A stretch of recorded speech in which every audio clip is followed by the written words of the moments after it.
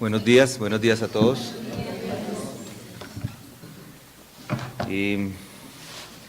Hoy es un día un poco agridulce porque nos encontramos en el último pasaje del Sermón del Monte. Y el Sermón del Monte que está en Mateo 5 al 7, a mí me da un poco de tristeza dejar estas impresionantes palabras que jamás se han predicado. Y solo nos quedan estos pocos versículos. Hoy nos encontramos en los versículos 21 al 29 del capítulo 7. 7, 21 al 29. Ahí es donde, con estos versículos es como Jesús ha terminado esta enseñanza que merece toda nuestra adoración, porque además lo hace de una manera majestuosa. Las palabras de Jesús en este pasaje deberían asombrar a cada uno de nosotros, a cada uno de los que estamos escuchándolas. El título que le he puesto al sermón hoy es Creyentes e incrédulos pueden no ser lo que parecen. Hay personas que profesan ser creyentes, pero no lo son. Hay personas que creemos que son incrédulos y nos vamos a llevar una sorpresa al encontrarlas en el reino de los cielos. Como hemos visto en estos pasajes, en este sermón, Jesús se dirige a un gran número de personas, entre ellas los fariseos y los discípulos. Estas palabras están dirigidas a todos aquellos que profesan ser seguidores de Cristo. Este grupo, si recuerdan, que estaba con Jesucristo, le estaba siguiendo a donde él iba, y en este momento están en ese monte y están recibiendo de Cristo esa instrucción. Y estas palabras no son para los falsos maestros, las que vamos a escuchar hoy. Ellos son lobos y lo único que quieren es engañar. No está dirigido tampoco a los que no están interesados en el cielo. Estas palabras que habla Jesucristo tampoco están dirigidas a los escépticos, aquellos que son ateos, agnósticos o impíos o irreverentes con la palabra de Dios. No son para ellos, no son para los herejes, no son para los incrédulos. Estas palabras no están dirigidas para aquellos que no se consideren religiosos o que no se consideren cristianos. Estas palabras son para los que vienen cada domingo a la iglesia. Es para aquellos que afirman que son salvos y que tienen un lugar en el reino de los cielos. Estas palabras son para usted y son para mí. Leamos los versículos. Versículo 21 dice: no todo el que me dice Señor, Señor, entrará en el reino de los cielos, sino el que hace la voluntad de mi Padre que está en los cielos. Muchos me dirán en aquel día: Señor, Señor, ¿no profetizamos en tu nombre? ¿Y en tu nombre echamos fuera demonios? ¿Y en tu nombre hicimos muchos milagros? Y entonces les declararé: jamás os conocí, apartados de mí, los que practican la iniquidad. Por tanto, cualquiera que oye estas palabras mías y las pone en práctica, será semejante a un hombre sabio que edificó su casa sobre la roca. Y cayó la lluvia, vinieron los torrentes, soplaron los vientos y azotaron aquella casa, pero no se cayó porque había sido fundada sobre la roca. Y todo el que oye estas palabras mías y las pone en práctica, será semejante a un hombre insensato que edificó su casa sobre la roca, sobre la arena. Y cayó la lluvia, vinieron los torrentes, soplaron los vientos y azotaron aquella casa, y cayó, y grande fue su destrucción. Cuando Jesús terminó estas palabras, las multitudes se admiraban de su enseñanza, porque les enseñaba como uno que tiene autoridad y no como sus escribas. Este es el final del sermón. Este sermón ha sido como una pelea de boxeo. Jesús ha hecho una combinación de diferentes golpes y algunos nos ha tocado a nosotros, a algunos de ustedes les ha tocado estos golpes cada domingo. Con mucha habilidad se ha movido para llegar a cada uno de los que estamos acá. conoce el oponente a la perfección y la manera de pensar y lo ha desenmascarado a cada uno de ustedes lo ha desenmascarado con sus palabras. Ha mostrado el fundamento básico de quién es un creyente, pero hoy ha lanzado la última combinación, la final de golpes, y así con eso terminar el Sermón del Monte. Es una conclusión grandiosa. El punto principal de esta pasaje, es revelar que las palabras que se dicen no son suficientes. No es suficiente profesar que es un creyente. No es suficiente estar llenos de actos religiosos. No basta con llenarse de actividades en la iglesia. Solo se conoce si hay frutos genuinos, si hay justicia práctica, si hay obediencia a Dios. Estos versos son la advertencia final que nos da Jesús. Estos versos son más cortantes que espada de dos filos, son como ese bisturí de cirujano muy filoso. Esta es una advertencia del peligro de pensar que uno es de Cristo, que va en camino al cielo porque profesa que es del Señor y realiza ciertas actividades religiosas, pero en realidad va camino a la destrucción eterna porque su corazón no ha sido regenerado. Hoy tenemos que responder una pregunta muy importante, es ¿quién es realmente un cristiano? Según las palabras del mismo Cristo, no todo el que dice que lo es, lo es. Vivimos en una sociedad de mentira. Muchos dicen mentiras y ni se inmutan. Muchos mienten de muchas maneras, dicen van a llegar a una hora y llegan a otra hora, diciendo que nos vemos y nunca nos vemos, cuando incumplen compromisos, con falta de palabra, diciendo cosas que en realidad son mentira. Pero lo más grave, mis hermanos, lo más grave es que muchos están mintiendo a ellos mismos con el tema de la salvación. Dicen que son salvos y es mentira y ellos mismos se creen esa mentira. El tema de la salvación es de enorme importancia, no solo para nosotros porque determina en dónde vamos a pasar la eternidad, sino para el Señor, y por eso deja estas palabras Jesucristo mismo en la Biblia. El mismo Señor de los cielos, el mismo Rey del universo, una y otra vez subraya la diferencia de profesar y poseer. Son dos cosas diferentes. Hay una diferencia entre ser religioso y conocer a Dios. Y este justamente es el tema central de esta conclusión magistral del Sermón del Monte. Estas palabras que acabamos de leer. El mismo Jesús nos las ha dado y es el que trae y pone ese tema en la mesa. Es el mismo que nos exhorta a examinarnos. Es Él, es Jesucristo, no soy yo. Alguno diría, ¿cómo se atreve, pastor, a cuestionar mi salvación? ¿No sabe que una vez salvo, salvo para siempre?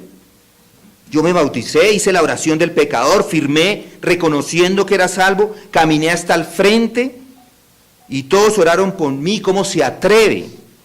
Pero no soy yo, es Cristo. Y el pasaje que leemos es el que nos dice, el Señor es el que confronta su profesión. Describe a aquellos que simplemente dicen o profesan creer en Cristo.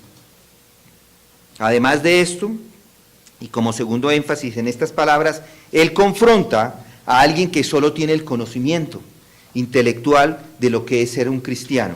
Entonces, en los versículos 21 al 23 está ese grupo al que Él nos llama la atención, que son meramente profesantes de cristianos.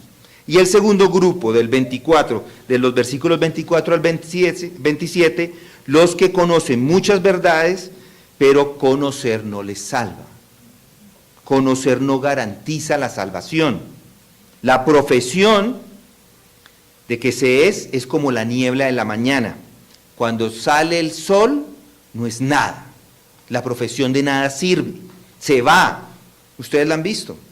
Lo mismo es el conocimiento de las verdades bíblicas.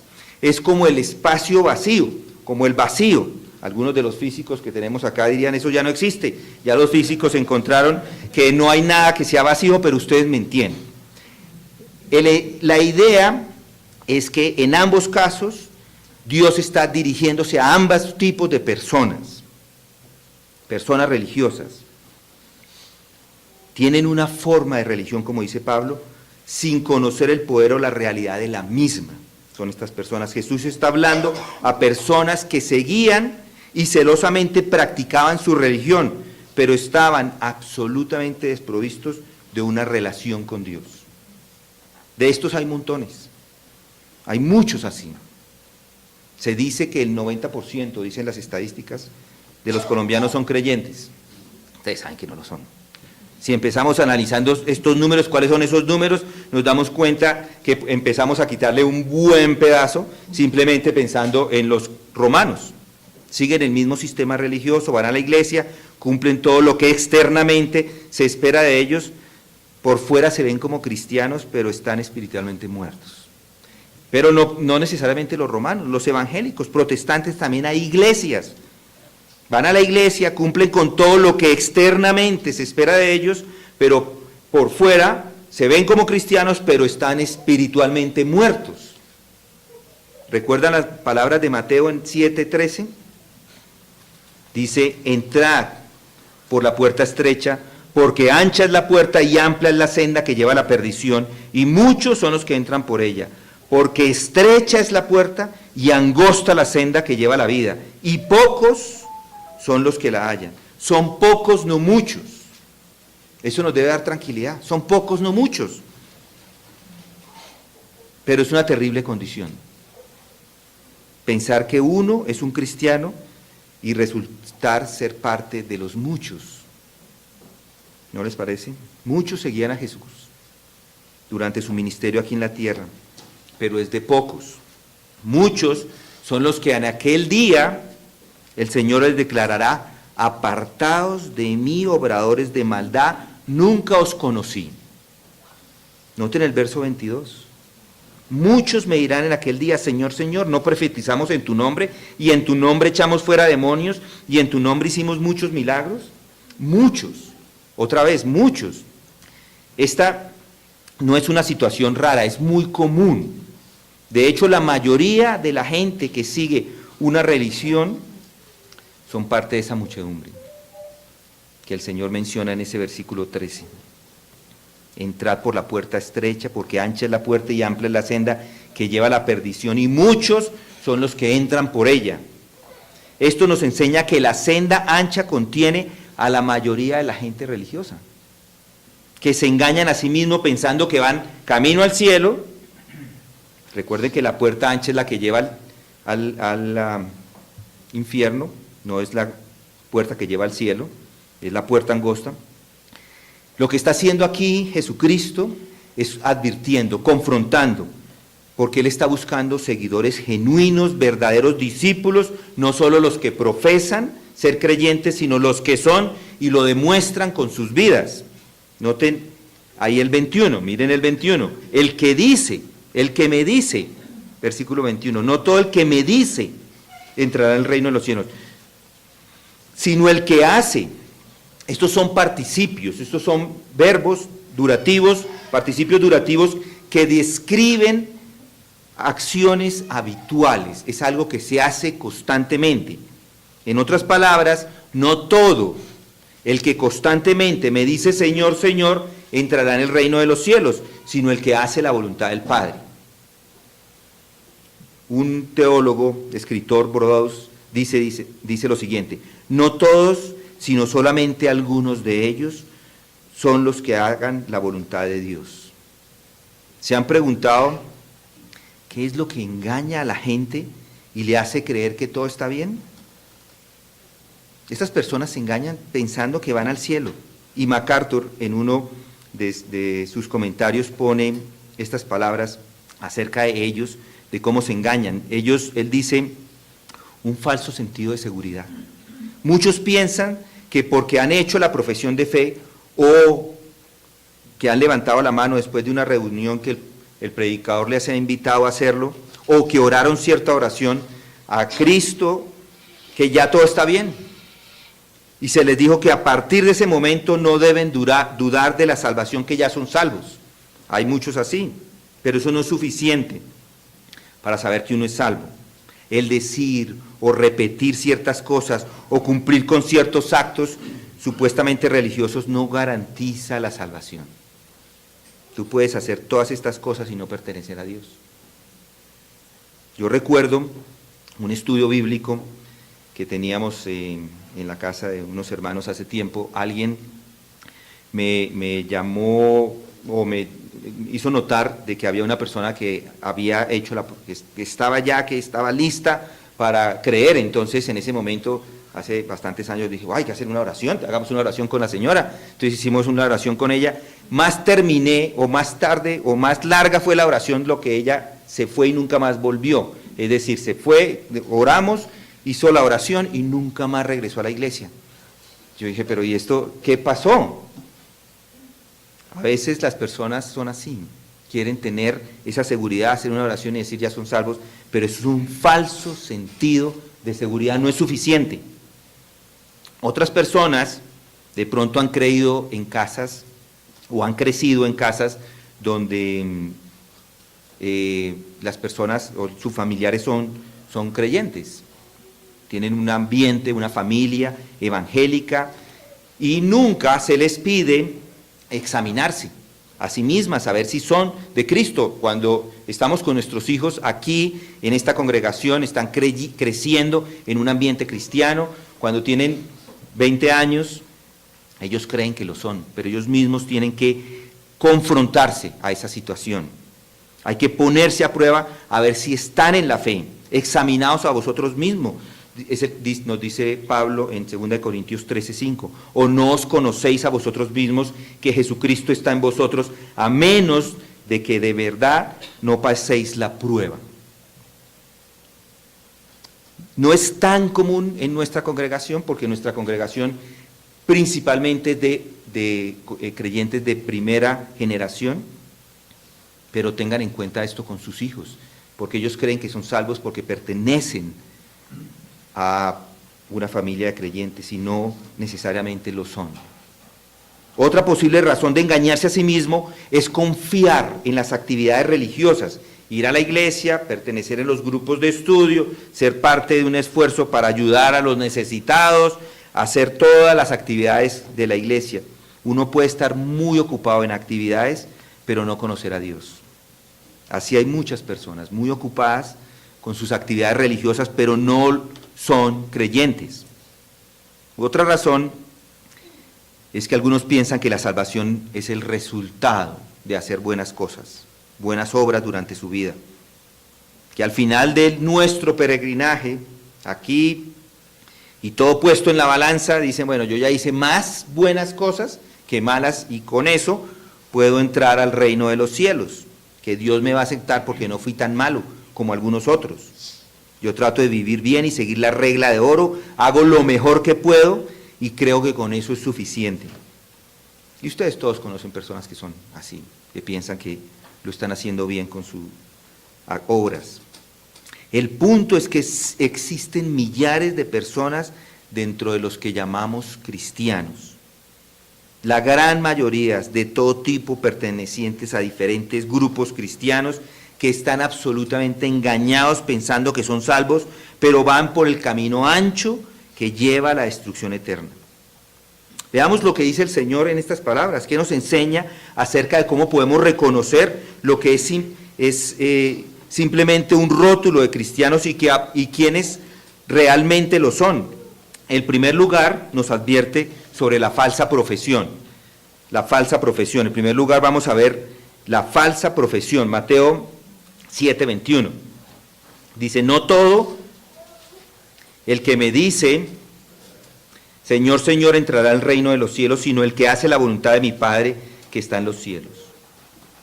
Muchos me dirán en aquel día, Señor, Señor, ¿no profetizamos en tu nombre? Y en tu nombre echamos fuera demonios, y en tu nombre hicimos muchos milagros. Y entonces les declararé, jamás os conocí, apartados de mí, los que practican la iniquidad. Este contraste también lo trae Santiago. entre los que son oidores y hacedores. Jesús, en referencia a los hipócritas religiosos del día, en Mateo 23:2, les decía a los escribas y fariseos que se han sentado en la cátedra de Moisés, y dice: de modo que haced y observad todo lo que os digan, pero no hagáis conforme a sus obras, porque ellos dicen y no hacen. Este es el problema, o este era el problema de los escribas y de los fariseos. Este es el problema de muchos de los que estaban escuchando este sermón en este momento. Este es el problema de muchos hoy, de pronto como usted. El problema de estos es como el problema de la mayoría de los que dicen ser creyentes. No hay una unión, no hay armonía, no hay concordancia entre lo que dicen y lo que hacen. En el 2014, en El Tiempo, salió un artículo dando una lista de todos los cristianos evangélicos o pastores evangélicos que habían sido salpicados, es su titular. Dan una serie de nombres de todos los que habían tenido algún tipo de problema, muchos de ellos vínculos con los paramilitares, de los que estaban involucrados en lavado de activos, de los que estaban involucrados en estafas, abusos sexuales a los feligrenses, uno acusado de liderar una banda de criminales en el valle. ¿Qué es esto? Pónganse a pensar. Estos son los que dicen y proclaman y no hacen. Miren lo que dice ahí en el texto, dice: Señor, Señor. Estas personas es lo que están afirmando, ellas afirman una realidad, Él es Señor, se refieren a Jesucristo como Señor. Esta es una declaración verdadera, hay cierto respeto y reverencia en esa expresión, reconocen que Jesús es Dios y Señor, su doctrina es ortodoxa. Estos son los fundamentalistas, estos son los ortodoxos. La repetición lo hace enfático. En este caso, es de alguien que profesa una relación especial con el Mesías. Le otorgan a Jesús la autoridad que se merece. Implica que acepta que Él es juez de la humanidad, que cuando Él va a regresar, Él se revelará como el Rey de Reyes y Señor de Señores. Noten ahí, Rey entrará en el reino de los cielos. Pero solamente los que hacen la voluntad del Padre son los únicos que verdaderamente van a entrar allí. No basta con decir Señor, Señor, sino el que hace la voluntad de mi Padre que está en los cielos, y esta frase tiene que ver con todas las expresiones de justicia que Dios requiere a los que anticipan entrar al reino de los cielos. Esta es la prueba de un genuino, de un verdadero hijo de Dios. Es el hecho de que tenga ese deseo genuino, ese deseo continuo de hacer la voluntad de Dios. Miren el 22. Muchos me dirán en aquel día: Señor, Señor, no profetizamos en tu nombre, y en tu nombre echamos fuera demonios, y en tu nombre hicimos muchos milagros. En tu nombre, en tu nombre, en tu nombre. ¿Sí se dan cuenta? 3 veces la frase se repite. Estos estaban predicando, estos hacían cosas en el nombre de Jesús, para la honra de Dios. Tenían su motivo de primera mano, era el servicio y el honrar a Dios, y todo esto sonaría muy bien. Su proclamación no era una falsa herejía. Sin embargo, Jesús dice que no todo el que afirma esa verdad entrará en el reino de los cielos. Noten el adverbio, muchos, muchos. Aparecer ese muchos es el mismo muchos del grupo del versículo 13. En aquel día, dice, en aquel día tiene un sentido escatológico, el fin de los tiempos. Si esto es al final, piensen en esto, si esto es al final de los tiempos, si esto es al tiempo de la venida de Cristo,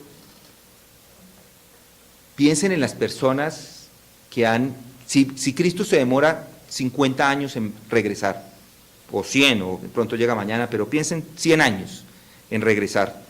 ¿Qué pasa con las personas hoy que pertenecen a ese grupo? Ellos ese día, dentro de 100 años, todavía van a reconocer que Jesucristo es Señor. Van a decir, Señor, Señor, en ese momento. A pesar de que están muertos, todavía lo reconocen como Señor. Pero eso no es suficiente. ¿Qué podemos aprender de esta afirmación que nos da el Señor? Que existen multitud de personas que con su boca dicen lo correcto en cuanto al Evangelio, pero no hacen parte del reino de Dios. No han sido, como Pablo dice en Colosenses, no han sido liberados del dominio de las tinieblas y no han sido trasladados al reino de su Hijo amado. Estos falsos cristianos confiesan a Jesús y al Señor y son como después Jesús los va a confesar de otra manera. Mateo 7:23, les declararé, les confesaré, homologeo es la palabra, jamás os conocí. Apartaos de mí los que practicáis la iniquidad. En otras palabras, Jesús les dice, ustedes me confiesan como si pertenecieran a mí, pero yo no les confieso a ustedes. Son puras palabras, pero sus hechos demuestran maldad. Esto es similar a lo que encontramos en Lucas 6:46. ¿Y por qué me llamáis Señor, Señor, y no hacéis lo que yo digo? ¿De qué vale confesar al Señor con sus palabras o con las palabras y con la vida desobedecerle? El Señor les llama a estos obradores de maldad.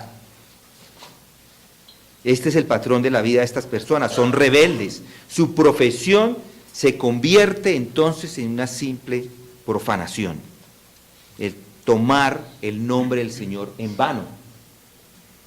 Esto lo hacían, profetizaban, hacían milagros, echaban fuera demonios. ¿Por qué lo hacían? ¿Cómo lo podrían hacer? Uno es por el poder de Dios. Dios les dio ese poder para ellos hacer esos milagros y echar fuera esos demonios. O lo hicieron por el poder de Satanás. También pudieron haber recibido el poder de Satanás. O lo hicieron simplemente, o lo decían, y es un engaño. Es simplemente un engaño, están mintiendo. Si lo hicieron con el poder de Dios, pudieron haber hecho así. ¿Recuerdan a Balaam? Dios usó a un profeta malo para comunicar y para hablar. O lo hicieron por el poder de Satanás. Satanás está con ellos. O lo hacen simplemente porque mienten. Son simplemente falsos milagros y de esos conocemos muchos. No existen. Estos son como Judas cuando entregó al Señor. Lo besó, haciéndose pasar por un amigo, pero su vida demostró que era un traicionero. Estos se les llama Señor, Señor, pero nunca se someten a su señorío, sino de corazones son rebeldes y traidores.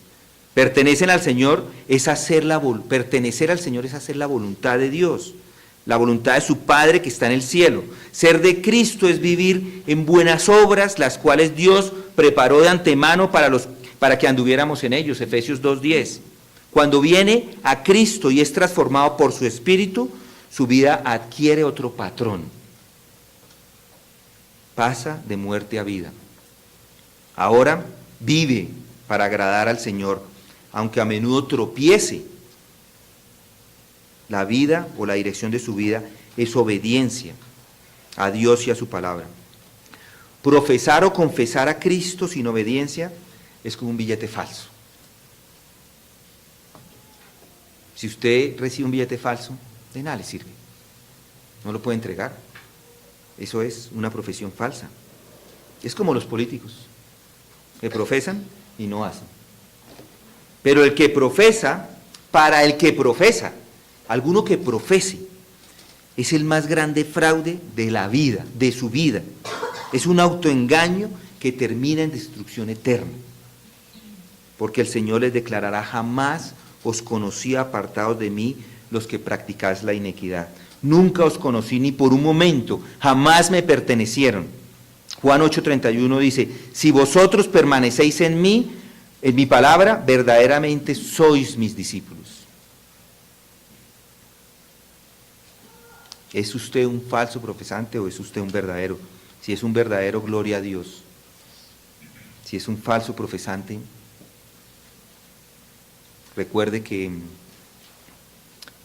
el camino de los muchos lleva a la perdición y si no ha creído, hoy es el día. No deje pasar un minuto, un segundo en arrepentirse verdaderamente y aceptar el señorío de Cristo, y que no sea una sola falsa profesión, pero que sea en realidad un compromiso verdadero. En segunda instancia, Jesucristo ahora, o en segundo lugar, nos muestra a aquellos que son meramente racionales o intelectuales, pero están vacíos por dentro.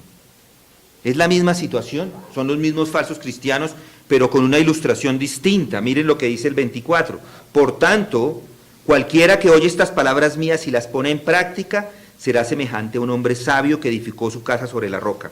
Y cayó la lluvia, vinieron los torrentes, soplaron los vientos y azotaron aquella casa, pero no se cayó, porque había sido fundada sobre la roca. Y todo el que oye estas palabras mías y no las pone en práctica, será semejante a un hombre insensato, que edificó su casa sobre la arena. Cayó la lluvia, vinieron los torrentes, soplaron los vientos y azotaron aquella casa y cayó, y grande fue su destrucción. El contexto de este texto, de estas palabras, todavía son las mismas personas religiosas.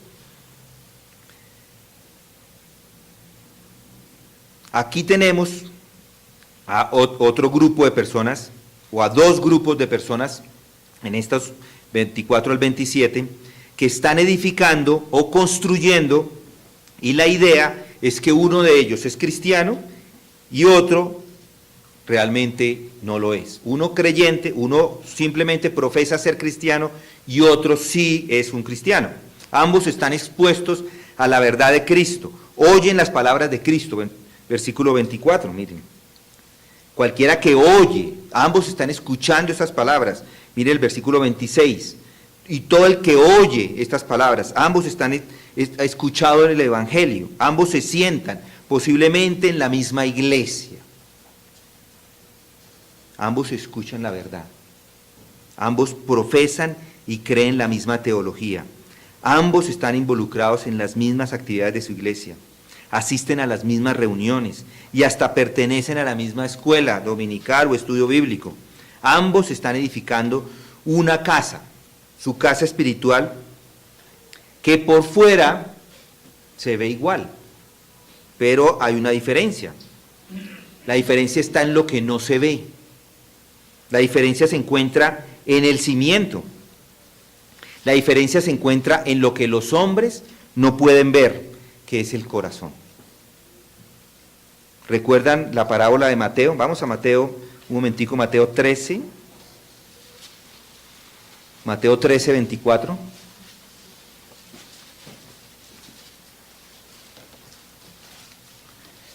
La parábola del trigo y la cizaña. Dice, Jesús le refirió otra parábola, diciendo, el reino de los cielos puede compararse a un hombre que sembró buena semilla en su campo. Pero mientras los hombres dormían, vino su enemigo y sembró cizaña entre el trigo y se fue. Cuando el trigo brotó, produjo grano, entonces apareció también la cizaña. Y los siervos del dueño fueron y le dijeron, Señor, ¿no sembraste buena semilla en tu campo? ¿Cómo pues tienes cizaña? Y él les dijo, un enemigo ha hecho esto. Y los siervos le dijeron, ¿quieres pues que vayamos y la recojamos? Pero él dijo, no sea que al recoger la cizaña arranquéis el trigo junto con ella. Dejad que ambos crezcan juntos hasta la siega, y al tiempo de la siega diré a los segadores, recoger primero la cizaña y atarla en manojos para quemarla, pero el trigo recogerlo en mi granero. Cuando el trigo y la cizaña son tiernos, casi ni se pueden distinguir. Son muy parecidos. Hay que esperar a que estén maduros. Esta es una iglesia tierna. Tenemos muy poco tiempo. Puede que algunos estén creciendo en medio de nosotros o en medio del trigo y la cizaña. Falsos profesantes metidos con cristianos genuinos que por fuera parecen iguales. Pero no se van a poder distinguir hasta el día del juicio, cuando Dios con sus ángeles los separe. Aquí vemos el cimiento de aquellos dos edificios que el Señor está relatando aquí en esta parábola. Esa es la diferencia es el cimiento.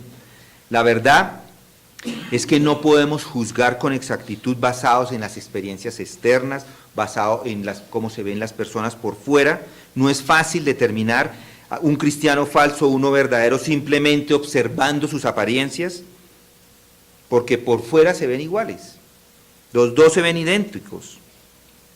Ambos, volviendo a Mateo 7, ambos están edificando en el mismo lugar. ¿Por qué? ¿Por qué sabemos que ambos están edificando en el mismo lugar? Hay una tormenta y les afecta a los dos. O sea, que ambos están allí. Es posible que estén pegados uno al lado del otro.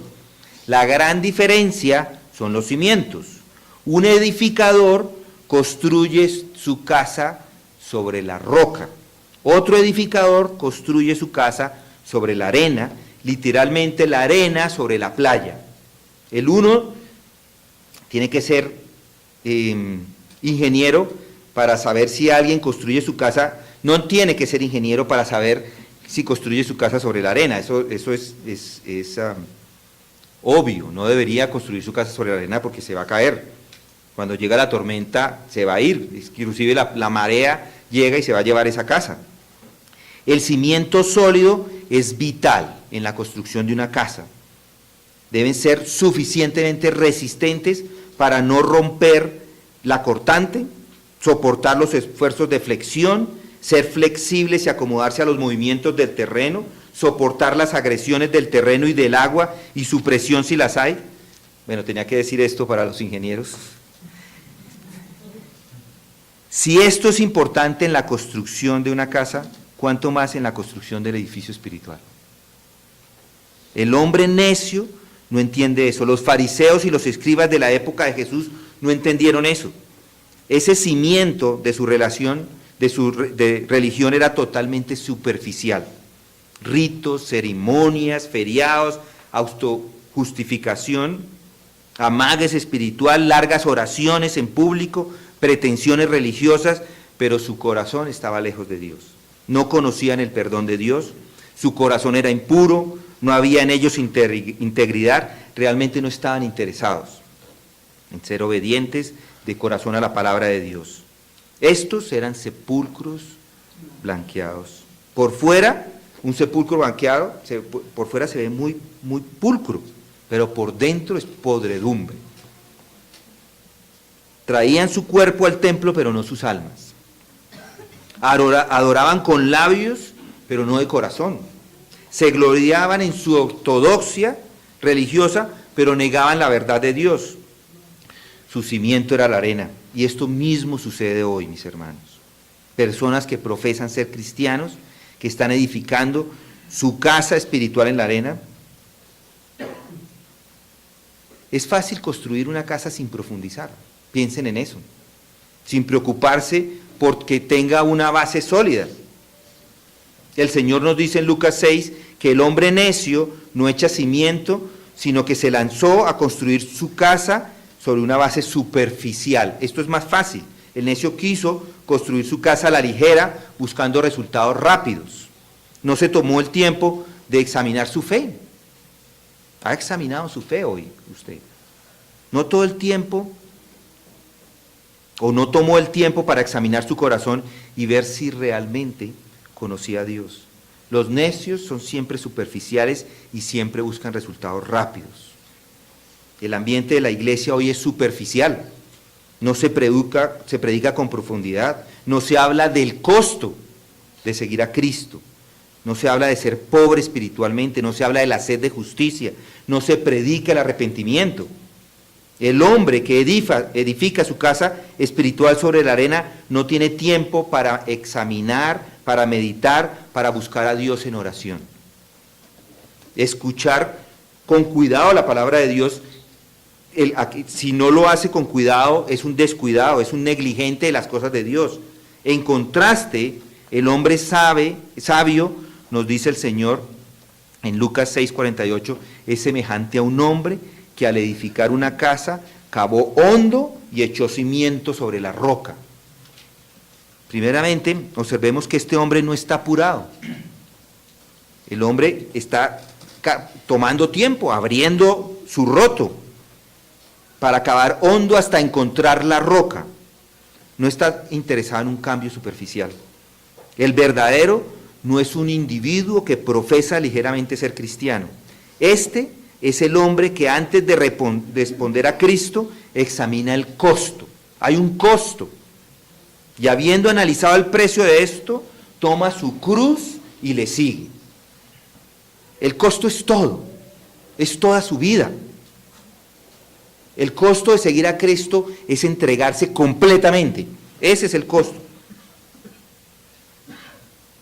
Este hombre persevera en la verdad, teme a Dios, busca primeramente el reino de Dios y su justicia, y su relación con el Salvador es primordial. No está interesado en religión, sino en amar y obedecer a Dios, quien se revela en su palabra. Este es uno verdadero. Este hombre no edifica su casa en emociones, en visiones, en experiencias, sino lo hace en la base sólida que es la palabra de Dios. Y en última instancia, el día de prueba manifiesta que es uno de ellos. El día de prueba, este edificador se mantiene en pie. Carlos Spurgeon escribió estas palabras: sea tu religión verdadera o falsa, esta será probada. Sea esta paja o trigo, el viento demostrará cuál con los granos que caen al piso. Si tú vienes a Dios, te afrentas a fuego consumidor. Seas un cristiano genuino o falso, si vienes a Cristo, Él te probará como plata en el crisol. El juicio debe comenzar en la casa de Dios, y si tú te atreves a acercarte a la casa de Dios, el juicio comenzará contigo. Él va a juzgar si en realidad es una verdadera profesión. La prueba final vendrá en el día del juicio, y en ese día sabremos quién es quién. La mera profesión o el mero raciocinio intelectual serán evidentes. Los profesantes del cristianismo que no tenían un fundamento sólido son despedazados y terminarán al fin del camino ancho en una eternidad fuera de la presencia de Dios. Ahí lo dice: y cayó lluvia, vieron los torrentes, soplaron los vientos, azotaron aquella casa, y cayó, y grande fue su destrucción. Cada uno de nosotros, cada uno de ustedes debe examinarse.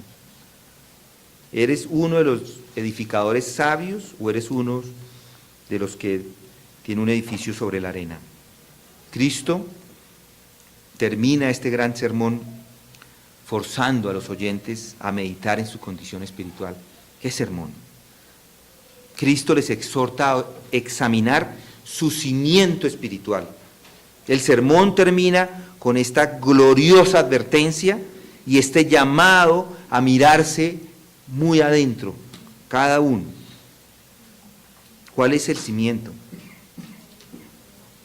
Vino a Cristo, mis hermanos, vino a Cristo con una actitud de arrepentimiento y deseando por sobre todas las cosas su gloria, cueste lo que cueste, o es uno que simplemente profesa ser discípulo de Cristo.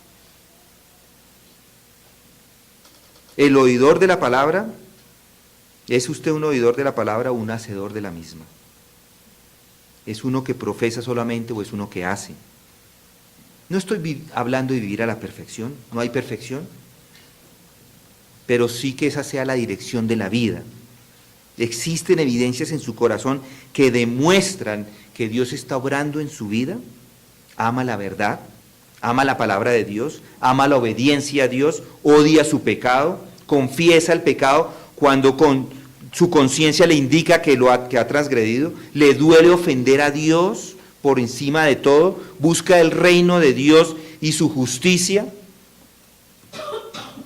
Es triste ver cómo después de este magnífico sermón, las multitudes respondieron simplemente impresionadas con su manera de predicar. Mire lo que dice: cuando Jesús terminó estas palabras, las multitudes se admiraban de su enseñanza, porque les enseñaba como uno que tiene autoridad y no como los escribas. Les impresionó, ¿o qué les impresionó? Fue su manera de enseñar, un gran maestro. Pero no habían sido transformados por dentro. Su engaño era impenetrable, aunque Jesús mismo les predicara. Él mismo estaba predicando y ellos seguían en su pecado. Algunos sí creyeron, pero la multitud de religiosos no se postraron, que esa debería haber sido la respuesta. Uy, no, qué buen sermón, pastor. No, de rodillas, decir, perdón Dios del universo, porque le he ofendido. Esa debe ser la respuesta. Algunos creyeron, pero otros ni se postraron. Solo admiraron su retórica. Uy, qué buena, muy buenas palabras. Esta misma multitud que escuchó este sermón gritó: que su sangre sea sobre nosotros y sobre nuestros hijos, y ellos mismos le crucificaron. El Dios de este mundo había cegado sus ojos espirituales y se conformaron con una religión que los condujo al infierno. Esta es la manera que Satanás engaña a la mayoría de las personas. Los engaña con un sentido falso de seguridad, porque confían en sus profesiones de cristianismo sin tener en cuenta su corazón. ¿Dónde están ustedes? ¿Qué tipo de casa espiritual está construyendo? Cuando venga la prueba final, cuando venga ese juicio final, ¿permanecerá esa casa espiritual edificada como edificada sobre la roca, o será destruida porque no tiene cimientos? De pronto su cristianismo no era más que palabras vacías sin tener un corazón cambiado. No permita que eso sea así. Es mi ruego, si hay alguno de ustedes que ha hecho simplemente una profesión o simplemente entiende esto intelectualmente, no basta, hay que someterse a ese señorío de Cristo, tomar su cruz y entregarse completamente a Él.